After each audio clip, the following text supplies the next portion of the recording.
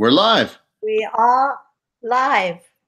Oh my goodness. I'm amazed at myself. I've got to adjust my camera just a second. Good morning, everybody. Are we on time or are we? No, we're on time. We should be good. Okay. All right. So good morning, everybody. I'd like to say good morning to my spirit guide, Great Eagle. I'd like to say hello to my little puppy who's disappeared, actually off the sofa. He was here a minute ago, puffing and puffing. And good morning, Al, to you in Colorado. Good morning. We just we just managed by the skin of our teeth to get this set up. I am so not a technical person. But looking forward to the show. Al, what have you been doing this week? Not a technical person.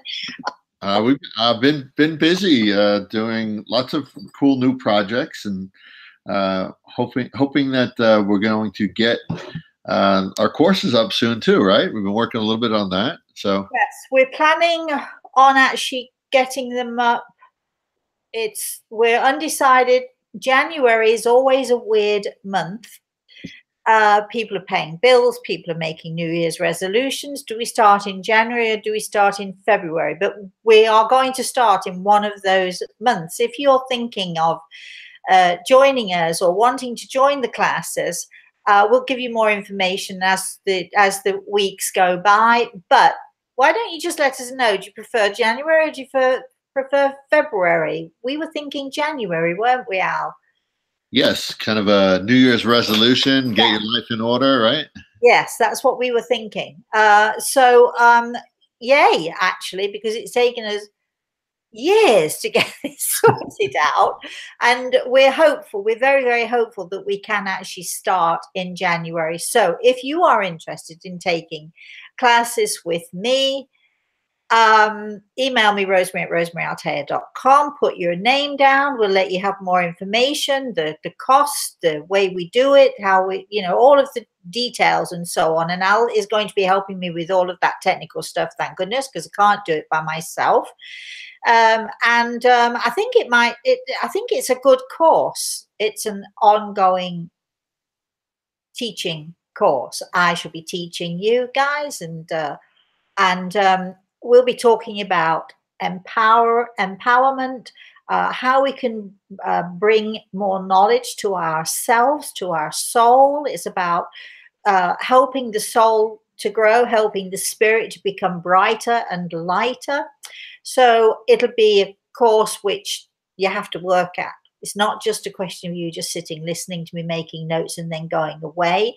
I shall be, asking you to write stuff, to interact with us, to interact with the other students. And we'll be doing exercises. I'll be giving you exercises to do so that to try to show you how to raise your level of consciousness. That's a phrase that I do use fairly often, but it basically means that you have to lift yourself, raise your conscious thoughts to that higher level, to a higher sphere. In other words, to put yourself up and out there so that you can be more in touch with the universe, you can be more in touch with universal things, you can be more in touch with your soul, with your spirit, and so on and so forth. And so I'm going to be giving you lots of courses, lots of interaction. We're going to have some of my older students who have been with me for a few years are also going to be there as to act as sort of tutors, intermediaries. We're also going to have a special Facebook page, aren't we, Al, that only people who are members of the course can go into. Can you explain how that will work? Sure, I can. And I just wanted to add too that it's not just for those, and correct me if I'm wrong, Rosemary, it's not just for those who feel like they need to do a lot or really kind of need to get their life together. I just had an experience with you the other day that even when you think you kind of have a good hold on things, you're always learning something new, right? Yeah.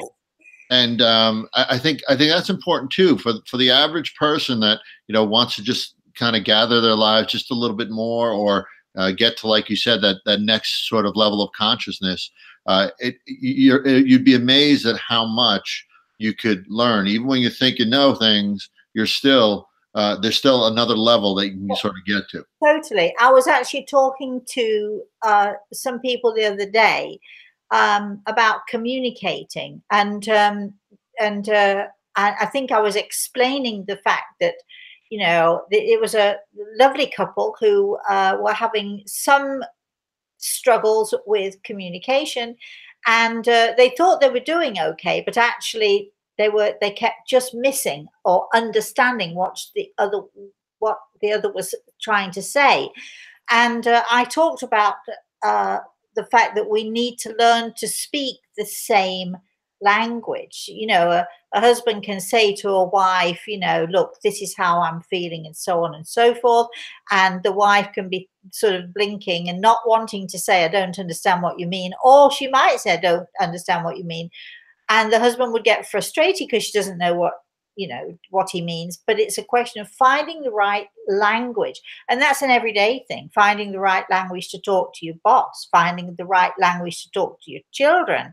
Yes, I know, well, we're talking English, aren't we? You think that's about language. No, it isn't. This, and the courses are going to teach us how we can learn to communicate with each other so that we understand each other and we're on the same wavelength, so that when I speak to you, I speak to you in a language that you will understand. I'm not going to go over your head. I'm going to make sure that you understand. You're not just hearing what I'm saying, you're actually listening and understanding what I'm saying. And that's what you want when you're talking to your children, when you're talking to your spouse, when you're talking to the doctor. How many times, you know, do we talk to the medical profession and we know they didn't get what we meant? Is it because they're not listening? Is it because we're not explaining it in the right way? We're using a different language, and so we have to learn how to understand, you know, the wisdom and the knowledge of language, and being able to communicate in a way that people can really understand what you're saying, and to not misunderstand. Because a lot of the arguments between girlfriend, boyfriend, husband, wife, brother, sister, whoever, whatever, a lot of those arguments are caused by mislistening, mishearing, misunderstanding. So part of the course is going to be, yes, very much about learning how to communicate in a way that, you know, you're heard, you're clearly heard. Would you say that's correct, Al? Yeah, and I think they're sort of intertwined. You know, getting in touch and bringing yourself to a higher conscious level will help you understand and communicate and connect to others too. It's all that same kind of piece, right? It's That's one. right. Yeah. You know, when I first came to the States, I'll tell you a little story here. When I first came to the States, because I speak English and Americans speak English, sort of. Yeah, they do. So, like a bastardized version of English.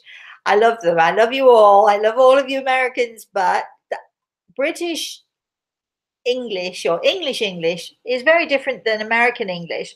And uh, a lot of the words we use are very different. For instance, in England will say solicitor. You say in America they say lawyer. You say simple things like what is it? The trunk of the car. We'll say the boot of the car. We know those differences, but there are other differences as well, more subtle differences.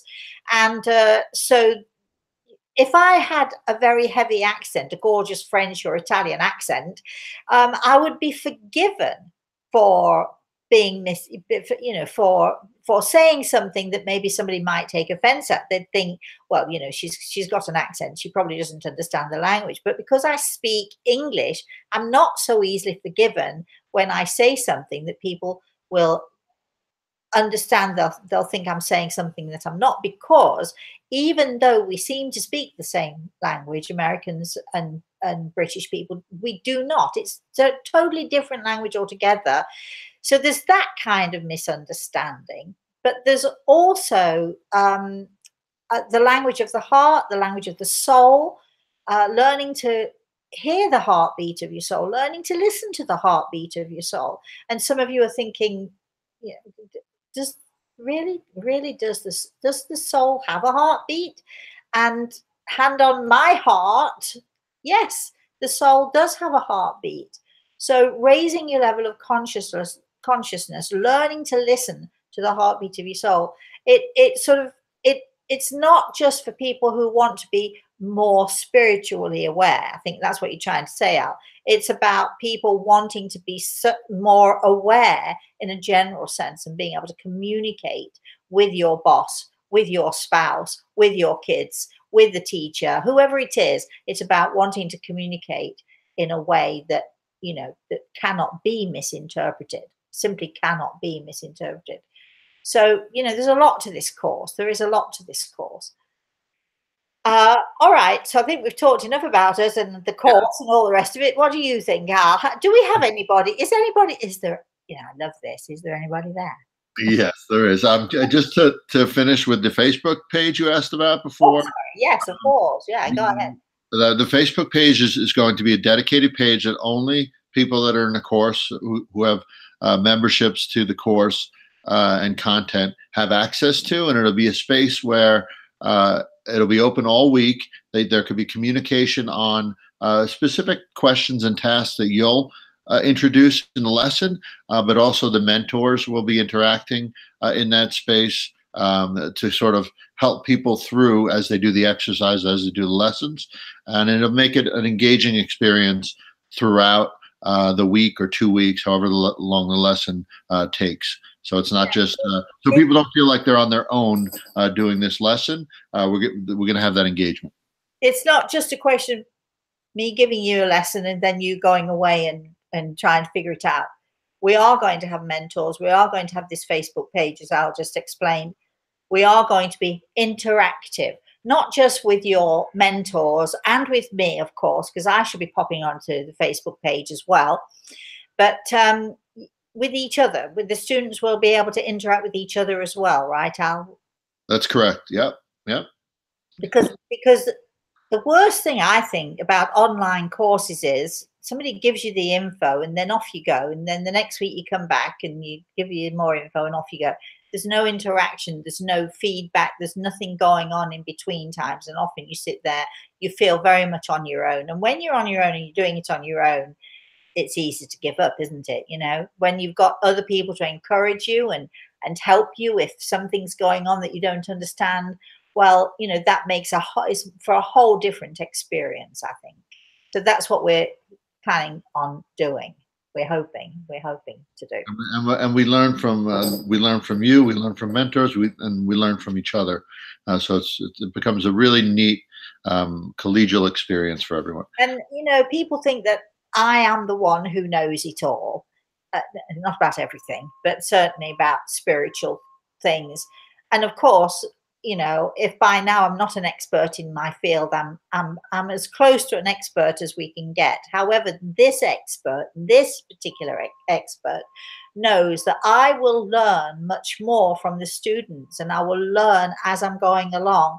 No matter how much I know, I always learn something more. There's always something more to learn. And those of you who are out there thinking, oh, well, we know the basics of communicating and so on. Well, I guarantee that you don't. Because I might know the basics, but I've always, if you're open and willing to learn and willing to accept that we don't know everything and there are more things to learn, there's so much more for us to learn so that we can grow and expand our spiritual growth. Why don't we get to the topic today? We've talked enough about all of this other stuff. What have I been doing this week? I've had a lovely, lovely week. I've been going through photographs for the cookbook. Yes, we're at the photograph stage. All the recipes are finished. Woohoo! And except friends keep saying, oh, but you've got to put that one in. But, well, why isn't that one in? Well, there's only so much I can put in there. And there might be a second book. You never know.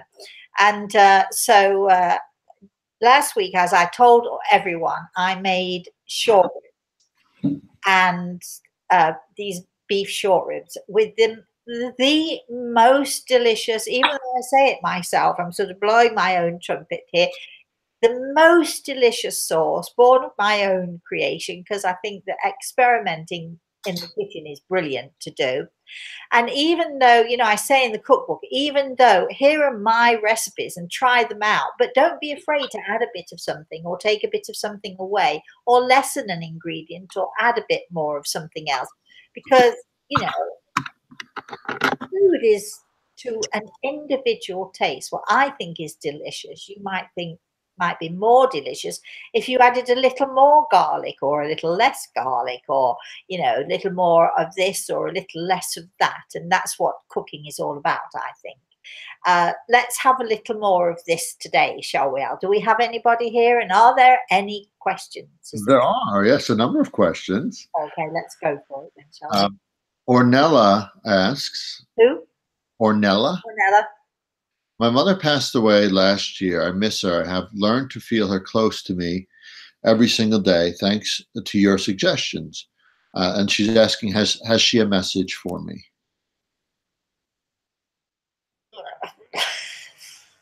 Came out of the blue. Wasn't expecting that. Do I have a message for you right at this moment? I'm inclined to say no, but having said that, Gregor has his hand on my shoulder, so I'm sort of looking and I'm paying attention and I'm hearing him. So I'm going to give you a message on not necessarily from your mother. I do see somebody waving here. I do see a lady waving here, but I'm told to tell you that she's safe. So she's obviously made it, and she's safe. Let's have our next question. All right, we have Sarah. Good morning, Sarah.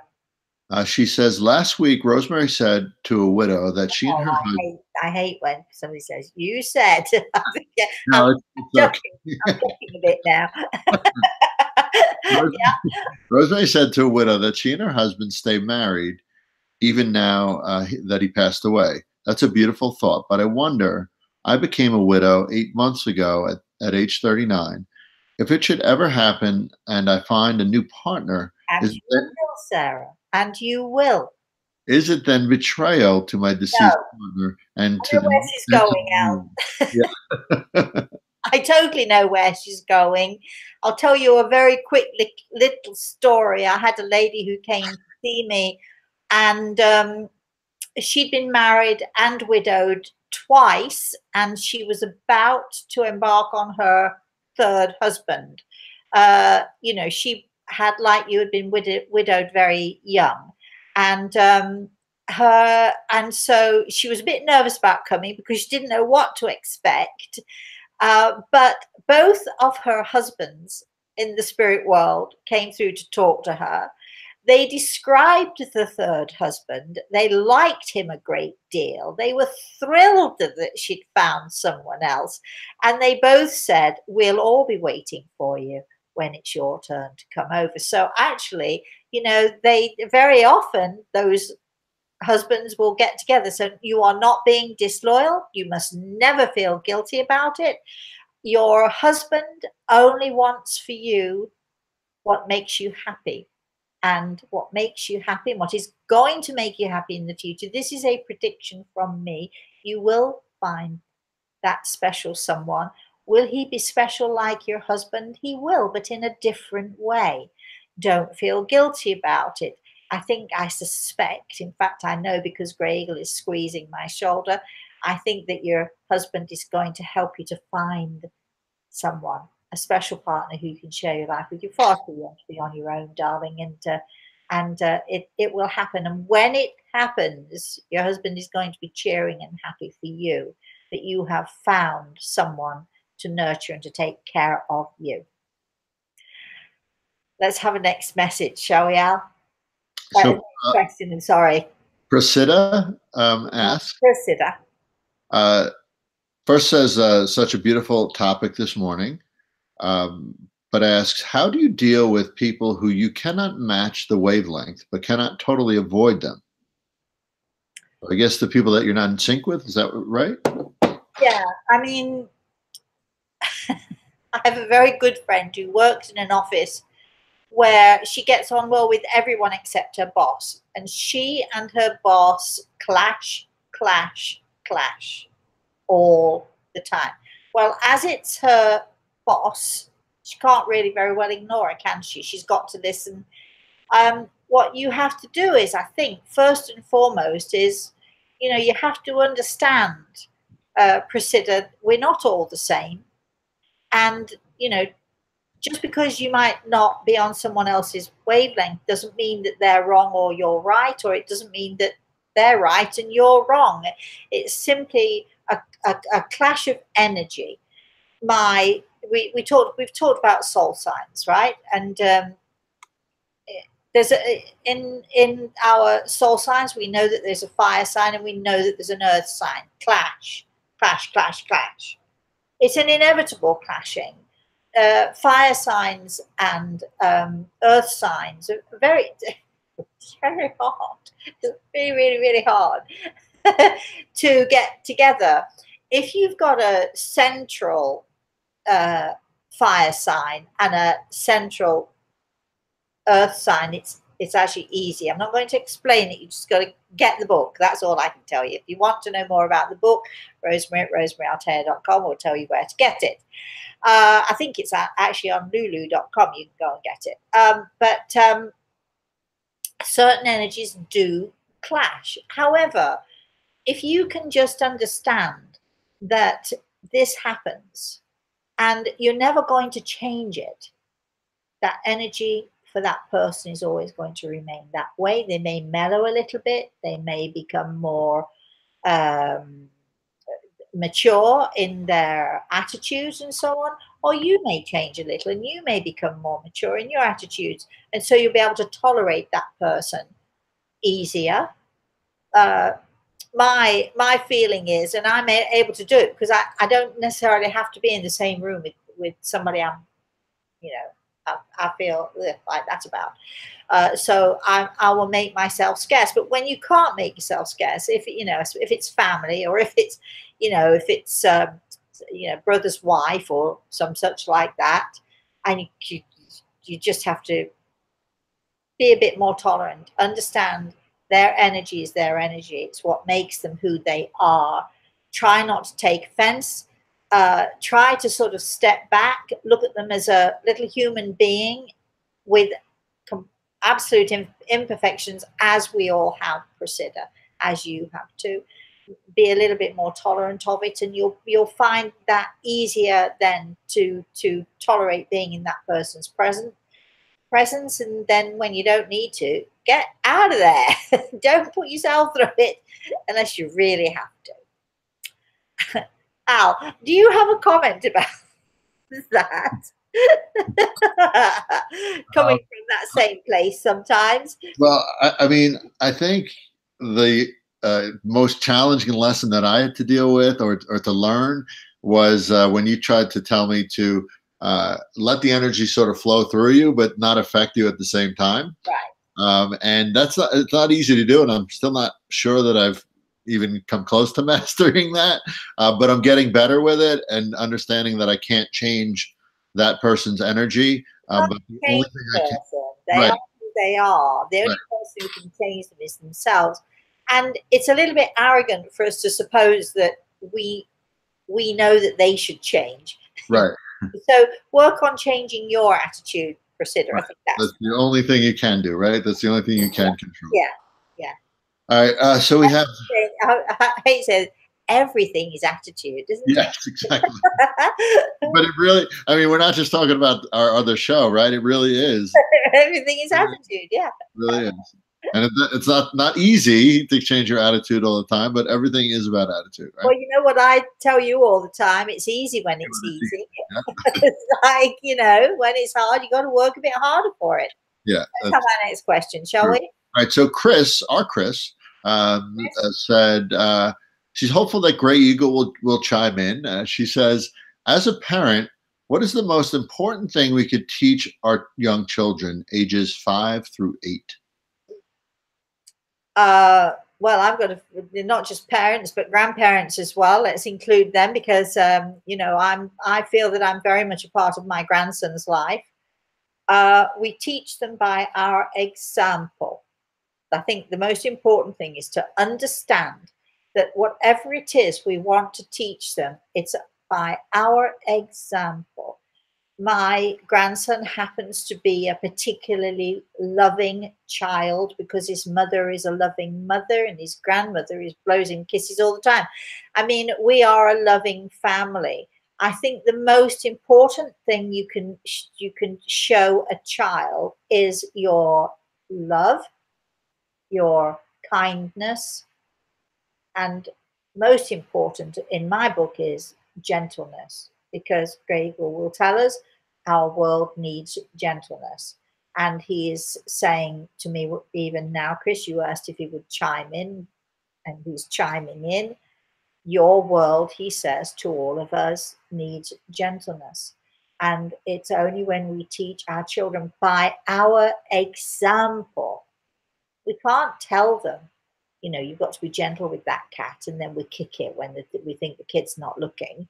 We can't. We have to show them by our gentleness, by our loving, by taking our children in our arms, by not being embarrassed to show our love for them. And I really feel, you know, if you don't show it, they don't know it. And that applies across the board to adults, children, whatever. If you don't know it, if you don't show it, they don't know it. So always show your love, show your affection, show your gentleness, even when you have to be tough. What they say, that what is it, kid, the soft hand in the iron glove, or whatever it is. Sometimes we have to show our children, we have to, we have to, sorry, I've got the dog pushing at me. We have to discipline them, and we have to use some tough love, but always, with gentleness. That's my feeling. Al, let's have a next question. Okay, so we have Marie. Good morning, Marie. She's asking, will I be better from my multiple sclerosis? Says, I'm so tired these days.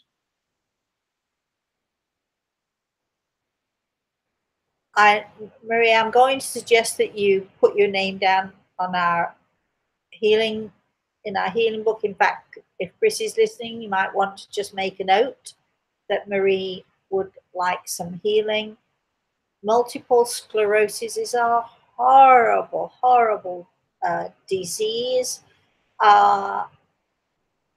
You know that there's no cure. You don't need me to tell you that. And with multiple sclerosis, you go through stages where you're okay for a bit, and then you sort of have I won't say attack, but that's not quite the right word, and it becomes a little worse and a little worse. If you'd like to write to me, Rosemary at rosemaryaltea.com, and tell me your story, Marie, I'd love to listen to it, and I'll do my best to help you. As for curing, that's a whole different thing.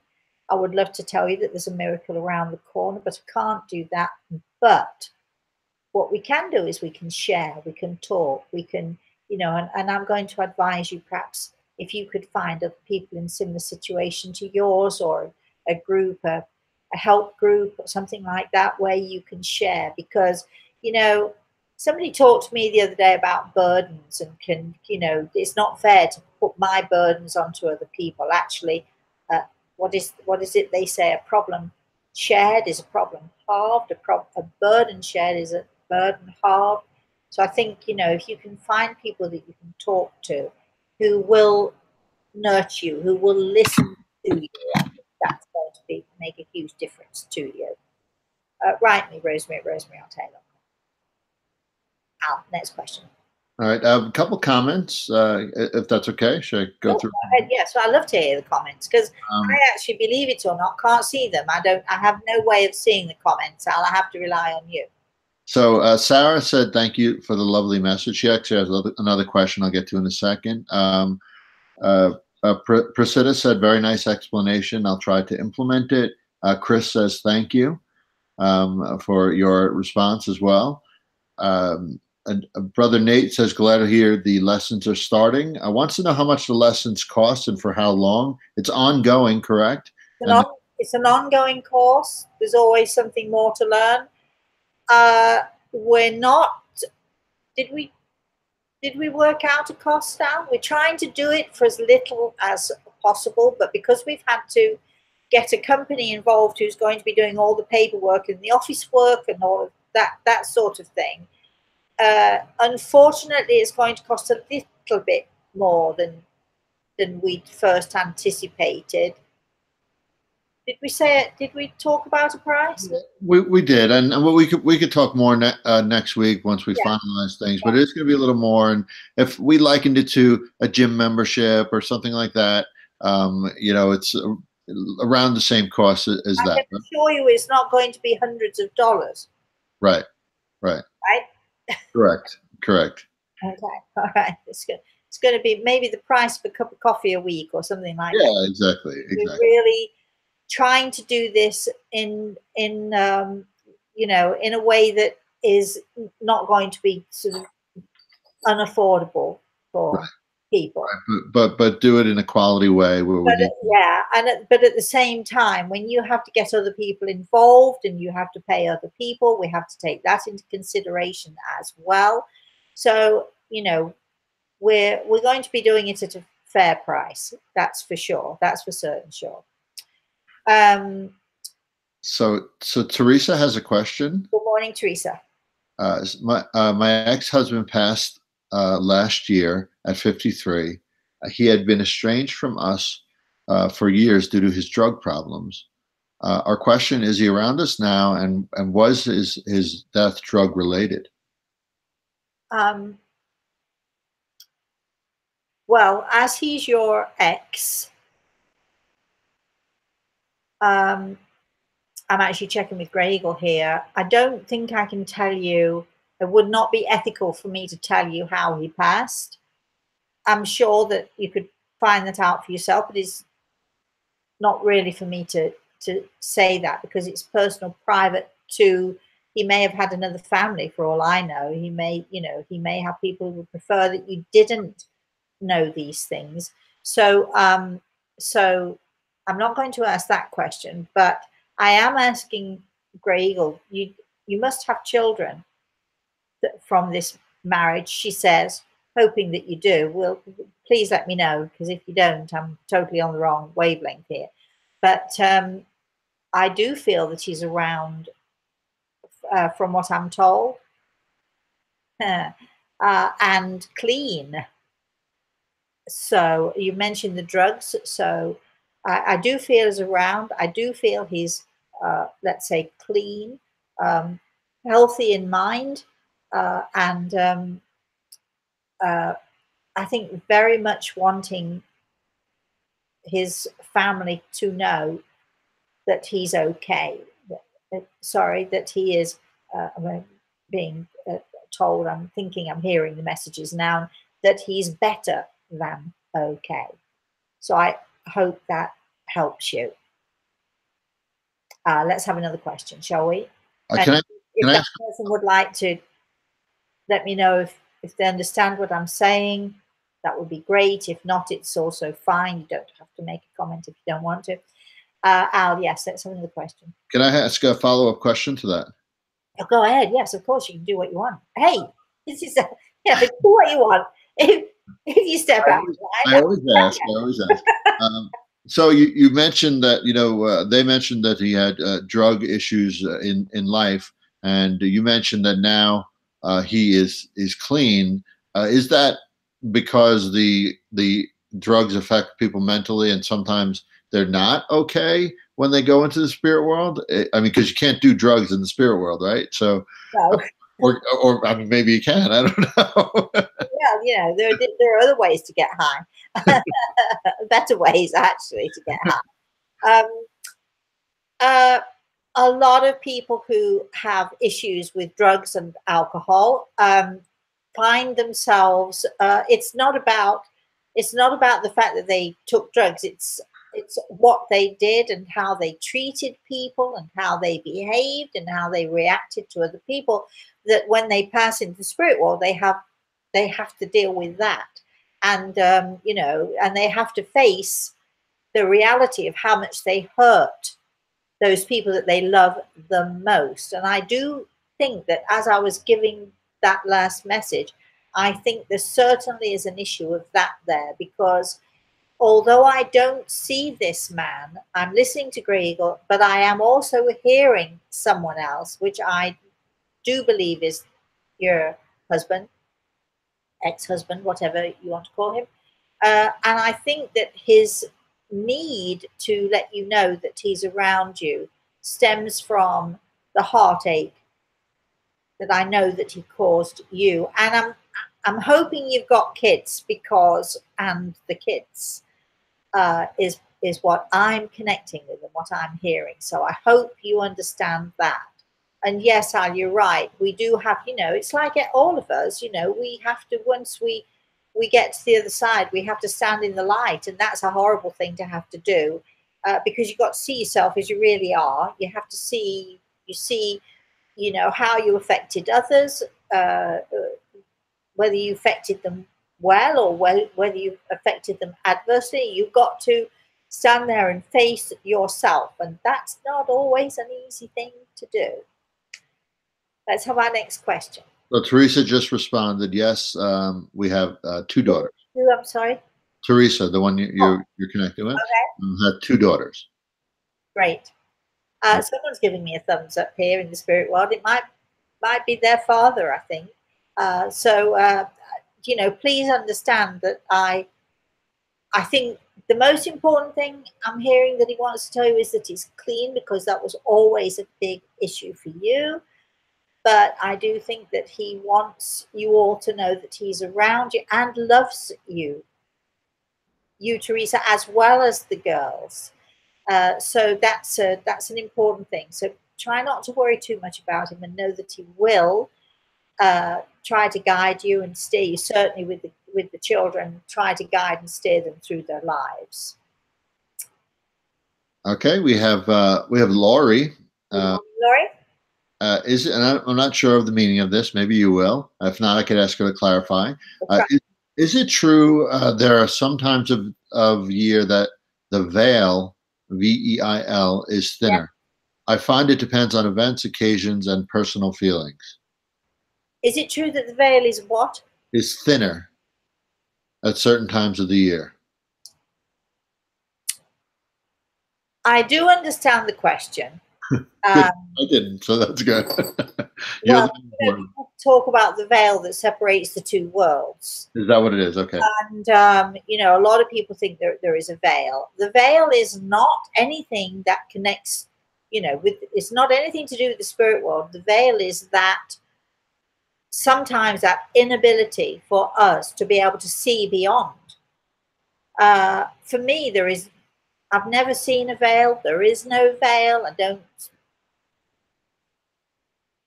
It's not there for me, which is, I have no idea why it isn't, because I don't strive to have it go away. It's just never been there. Regal's laughing at me. I've never seen a veil, but I do understand why people talk about the veil. But the veil is really that thing that is over our eyes. And the veil that is over our eyes comes from our inability sometimes to be able to raise our level of consciousness. The veil is that thing that separates the 2 worlds, but it's not anything to do with the spirit world or how that works. It's to do with us and our human selves, our doubts, sometimes our inability to see or to hear as clearly as we might. So I personally think this Gray was laughing at because I'm trying to be very diplomatic, but I think the veil happens to be a myth. But I do understand why people do talk about a veil, because it is, again, I'll say it again, I believe our human inability to always to see as clearly as we might. So the business of whether it's thinner at some times of the year or another, no, it's just I think the veil is there sometimes because we're more aware, and sometimes we are less aware. The veil is, please understand what I'm saying, the veil is over our eyes. It is something that is put there by it's our energy, it's our doing. It has nothing to do with those in the spirit world who stand before us clear and precise and ready and willing and waiting, you know. And so, you know, we're the ones who, with our perhaps our uncertainties, or our, you know, if we're not feeling well, or if we're upset, or if we're, for whatever reason, the veil is the thing that we don't consciously put it up there, but nevertheless it's there for many people. So then when Lori says, I find it depends on events, occasions, and personal feelings, is that we're less inhibited at those times, or we're Yes. seeing more clearly at those Yes. times? Yes. Essentially, yes. Okay. Yes, definitely. Thank you. That's a really good answer. Yes, I should have said that. Yes. It's when we are less inhibited, when we are more open, when we are more aware. For whatever reason, natural mediums never experience the veil. We know it's not there. We don't have it. We don't. It's just not there for us at all.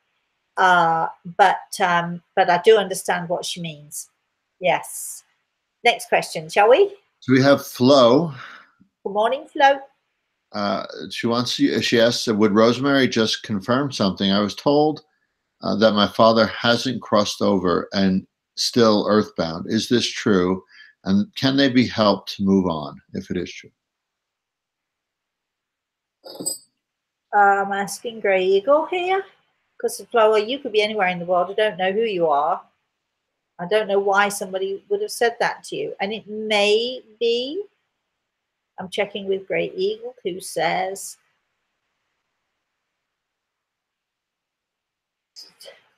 got to be nice here, who says, you know, this is from me, Flo. I don't know who told this, but the talking bunkum. There you are. I think your dad is fine. I think he definitely made his Gregor squeezing my shoulder. I know absolutely that your dad has made it over. I know absolutely that he's safe. I know absolutely that he's well. I do believe, however, I will say this, I do believe because of circumstances and situations with the family when he was here, I do believe that he is having some struggles, emotional struggles. So I do feel that, you know, he's he. But again, Gregor is saying, but he's getting a lot of help. So as far as did he make it over? Absolutely. Is he in the light? Without a doubt. Does he like what he saw in the light? Not entirely. I would love to hear your comments on this one. I hope you know what I'm talking about. But I do think he's struggling perhaps with, you know, with some sort of issue. I think it's family related. That maybe he feels he could have handled it better or differently. Not sure what that is. But don't worry about him, because he's fine and he'll get there. I mean, he is there, but in his mind, in his heart, he will get to a good place. Do they struggle, Rosemary, the same way we struggled here with things? Yes, very much so. Yeah, and you know, and I think that none of us goes into the spirit world sort of thinking, oh, you know, this is it. This is now we can sit on that cloud and play a harp or whatever it is we think we're going to do. You know, part of the learning and the growing process, and part of the you know, the growing of our spirit and the growing of our soul has to do with, you know, sort of the way that we dealt with things, and coming to terms with the way that we dealt with things, and kicking ourselves that we had these fabulous opportunities to do something, you know, in the right way or a positive way, and we messed up. We're human, we make mistakes, and so when we go to the spirit world, of course we do. We struggle sometimes with those mistakes. We do.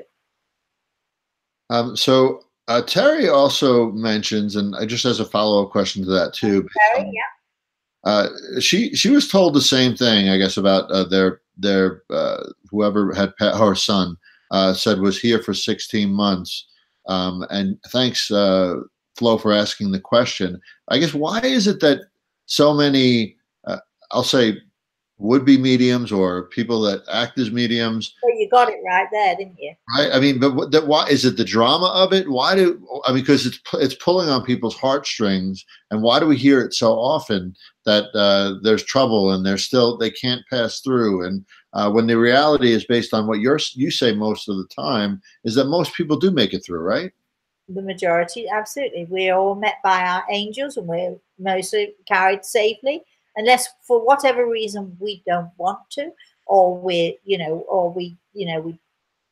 prefer to fight the experience. But it's just that's such a rare occurrence.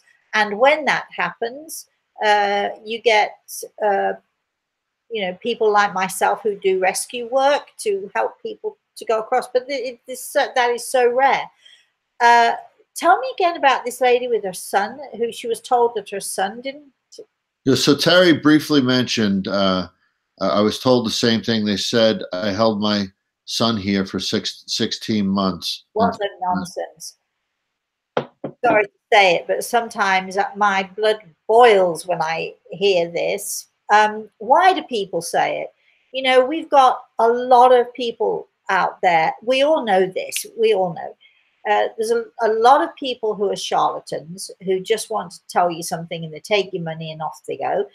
Um, there are more, though, people who are so well meaning and so lovely and such lovely people who have no clue what they're doing. And they're the ones who are the most dangerous because they are sincere and they are lovely and they're sort of convincing themselves and they want to help you.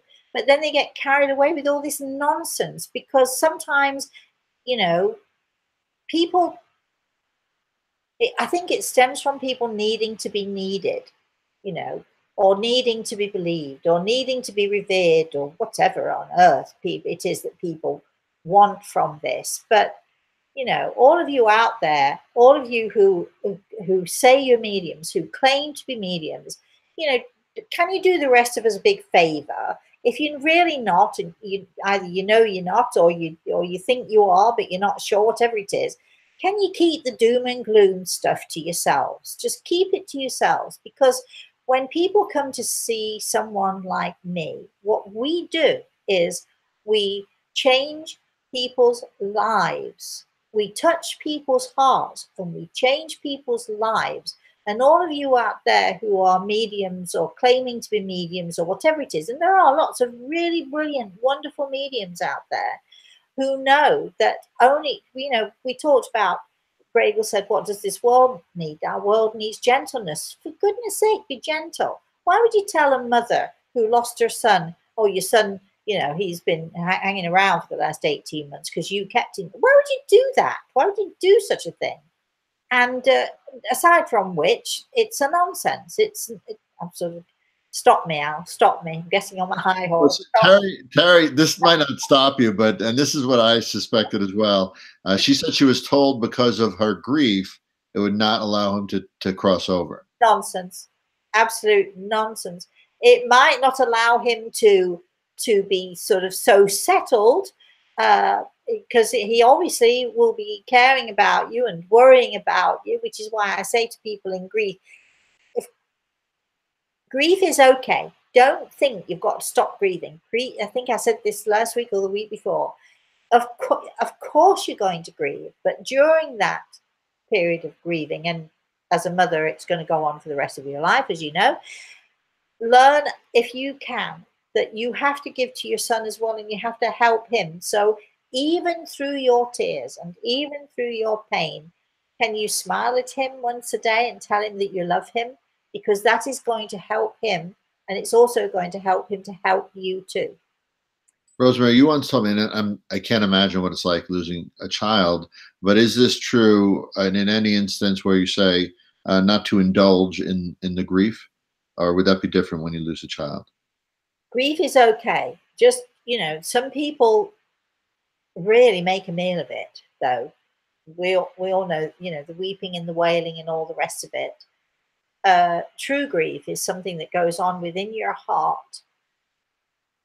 And the people who I think genuinely grieve the most are often the people who don't talk about it, or they don't cry in front of other people. They'll go off and they'll hide themselves in their grief. And I would say, learn to share.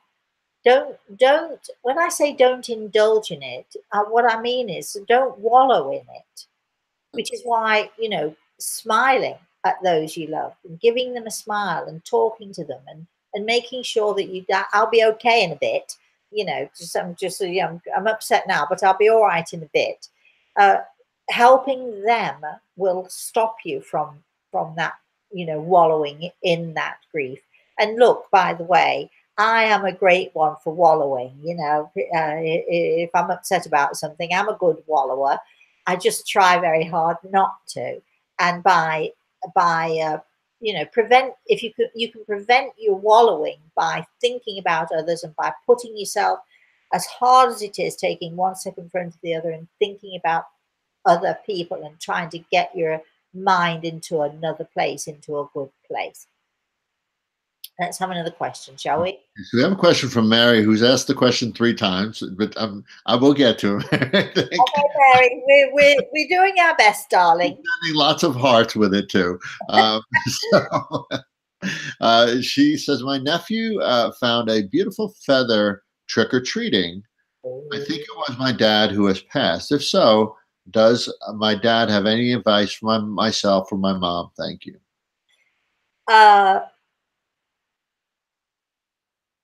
I'm asking Craig. You, of course, I don't need to talk about the feather because you absolutely know that was where that came from, without a doubt. Advice for you and your mum. I'm listening to Grey Eagle. The advice is do everything you possibly can to find happiness. And that starts with a smile every day, no matter how hard it is. And I'm talking as one who would grit my teeth, tears streaming down my face, and still go out there and smile, even though when I came home, I would find the smile frozen on my face and I would cry because I wouldn't be able to get it off. So so be an actress for a little while, just put yourself out there. Don't say no to invitations. That's a big one for you. I don't know why I should say that to you, but you tend to hide yourself away. Don't say no to invitations out. Make a bit more of an effort, and just smile, and talk often to your loved ones in the spirit world. That's my advice to you. That's Grey Eagle's advice to you. Next question. Terry A says, thank you for your response about her son. We have Nicole here.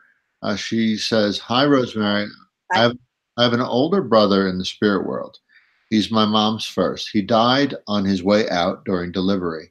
Does he watch over me? Is he older now? I don't know why, but wow, this is coming in so fast and so quick. And I feel I'm telling you something that you know already anyway, but he is your angel, without doubt. I'm asking Gregor, did he? Yes, he did. Yes, he did. He's growing along with you. I think you know all of this. Why are you asking me? You just want confirmation, I think, don't you? How lovely to have such a wonderful angel by your side, helping you, guiding you, steering you. Go dancing is what I'm told to tell you. I've no idea what, but I'm told to tell you, go dancing. I'd love to hear comments from people. If it's all very well me giving these messages, I never get any feedback. Next question now. Speaking of feedback, Flo, who before I think lost her ex-husband, I think they were talking about, or oh no, Flo was I was told my father hasn't crossed. So Flo said, I don't know if this is a term that you would understand. It says miigwech, Rosemary. That helps. Miigwech. You're not saying it quite rightly, but that's all right. Well, listen, I'm American. We can't. Okay. All right. So I don't know what it means, but I'm assuming you're not saying everything. We began this whole show without language. Yes, we did. I think it's appropriate that we're close to ending with that. Yes. All right. So we have let's see, one more question. This is Marie. Good morning, Marie. And she's just asking for a general, any messages from my mother on the other side. Any messages, not general. Well, you could say that I'm just making this up as I go along, but even as you were asking me the question, I could hear someone calling, probably your mum, shouting love, love, love, love, love. So that's the message that you get today, and I do believe that it's from your mum. Do we have another question now? Because I'm in the mood. We don't. We actually, I think that's about it for questions.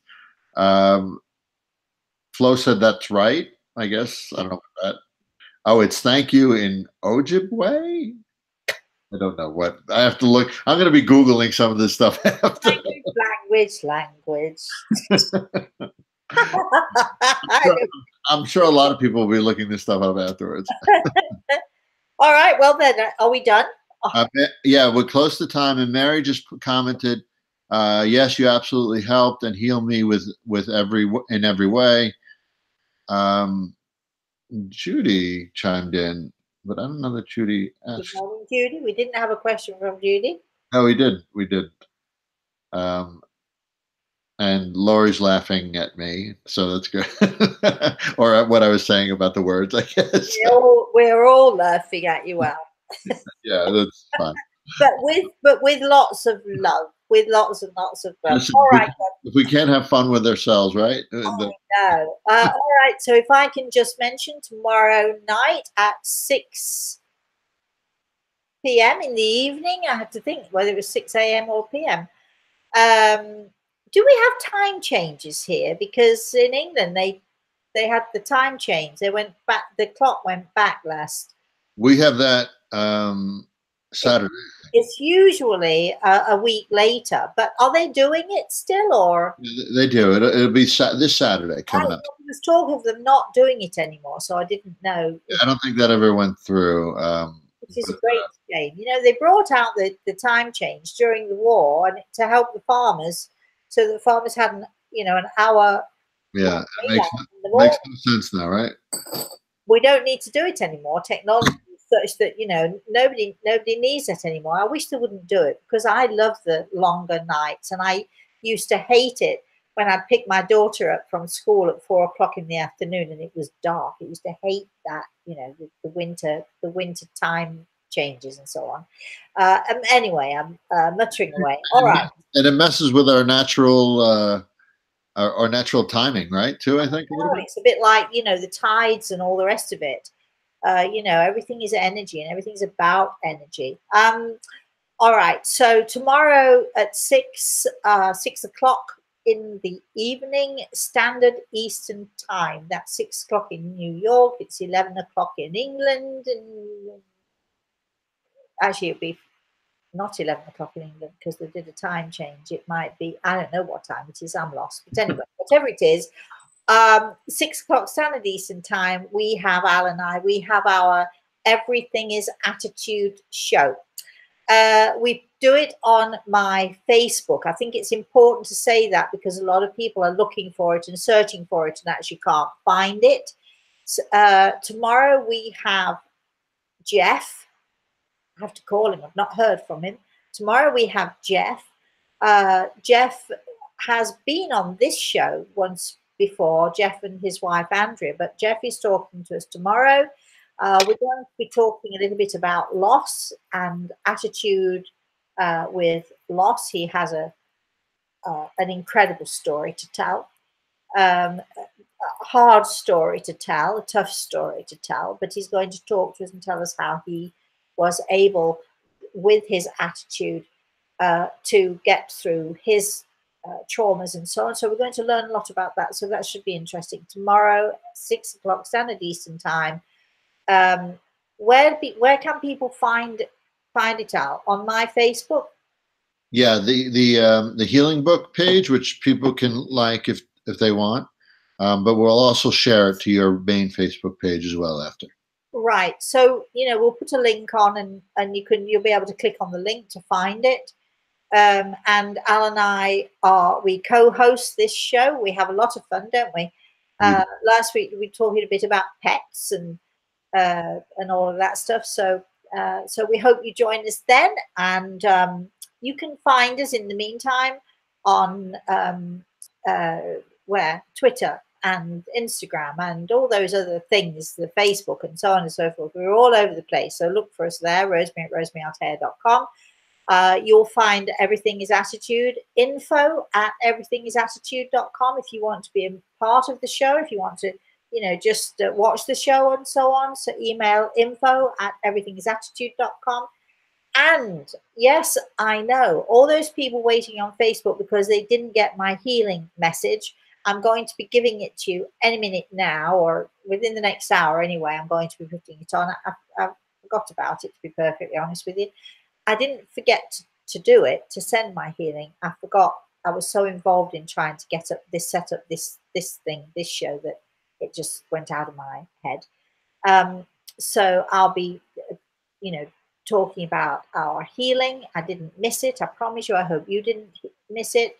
If you want to join us in our healing prayers, 11 a.m. every morning, our healing minute, hands around the world, wherever you are in the world, 11 a.m. your time, spare just a minute or two to ask for healing for all of those on our healing book, and for all of those or even for your own self if you require it.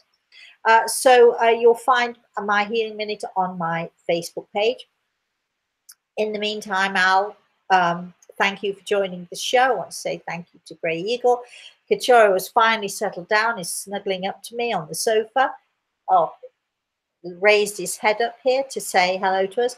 And until I see you all again next week, you know what I'm going to say, don't you? Please, please, please, please have a very, that's not me panting, by the way. Please, please, please have a very, very, very blessed day. And I'll find that little arrow wherever that might be. There it is. Have a very blessed day, everyone.